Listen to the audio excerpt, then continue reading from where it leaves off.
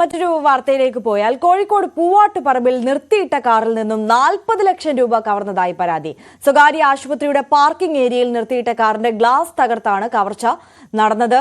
ആനക്കുഴിക്കര സ്വദേശി റഹീസിന്റെ പണമാണ് നഷ്ടമായത്.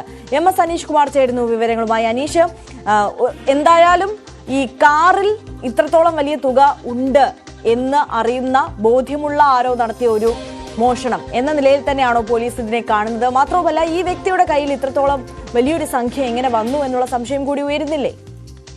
തീർച്ചയായും അങ്ങേയറ്റം ദുരൂഹത നിറഞ്ഞ ഒരു സംഭവം എന്നാണ് പോലീസ് ഇക്കാര്യത്തിൽ പറയുന്നത്. മാർച്ച് 19 ഉച്ചതിരിഞ്ഞ് 3:10 4 മണിക്കും ഇടയിലായാണ് മോഷണം നടന്നതായി കണ്ടെത്തിയിരിക്കുന്നത്. കാറിന്റെ മുൻവശത്തെ ഗ്ലാസ് തകർത്ത് അതിൽ നിന്നും പണവുമായി ചാക്കിൽ പോകുന്ന ദൃശ്യങ്ങൾ പോലീസിന് ലഭിച്ചിട്ടുണ്ട്.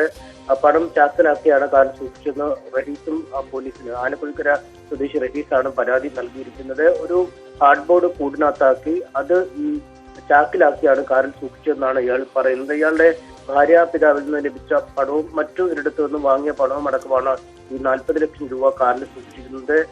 ഇത്തരത്തിൽ ഈ 2 പേർ ബൈക്കിലെത്തി ശേഷം ചാക്കുമായി പോകുന്ന CCTV ദൃശ്യം പോലീസിന് ലഭിച്ചിട്ടുണ്ട്. പക്ഷേ ഈ പണത്തിന്റെ ഉറവിടം സംബന്ധിച്ചൊരു വ്യക്തത ഇപ്പോഴും ഇല്ല എന്നാണ് പോലീസ് പറയുന്നത്. ഒപ്പം ഈ 40,25,000 രൂപ എന്നാണ് പ്രതി പോലീസിൽ നൽകിയിരിക്കുന്ന പരാതി. പക്ഷേ ഇത്രയും പണം ഉണ്ടാകുമോ എന്ന ഒരു സംശയവും ഈ ചാക്കുമായി പോകുന്ന ദൃശ്യങ്ങളൊക്കെ പരിശോധിച്ചപ്പോൾ ഇത്ര അധികം പണം ഉണ്ടാകുമോ എന്ന ഒരു സംശയം പോലീസിനും ഉണ്ട്. ഒപ്പം ഭാര്യാപിതാവ് പണം നൽകി എന്ന് പറയുന്നു. പക്ഷേ ഇതുമായി ബന്ധപ്പെട്ടും ചില പൊരുത്തക്കേടുകളൊക്കെ ഉണ്ട് എന്ന് പോലീസ് പറയുന്നുണ്ട്. എന്തായാലും 2 കാര്യങ്ങളിലാണ്. ഒന്ന് ഈ പണത്തിന്റെ ഉറവിടം സംബന്ധിച്ചും ഒന്ന് ഈ പണത്തിന്റെ അളവ് ഈ 40 ലക്ഷം രൂപ ഉണ്ടായിരുന്നു എന്നത് സംബന്ധിച്ചും ഒരു സംശയമുണ്ട്. ഒപ്പം ഈ മറ്റെന്തെങ്കിലും തരത്തിലുള്ള ഇടപെടലുകളാണോ ഈ മോഷണത്തിന് പിന്നിലെന്ന കാര്യത്തെക്കുറിച്ചും പോലീസ് അന്വേഷണം ആരംഭിച്ചിട്ടുണ്ട്. എന്തായാലും വിശദമായ അന്വേഷണം ഇക്കാര്യത്തിൽ നടത്തുന്നു എന്നാണ് പോലീസ് പറയുന്നത്.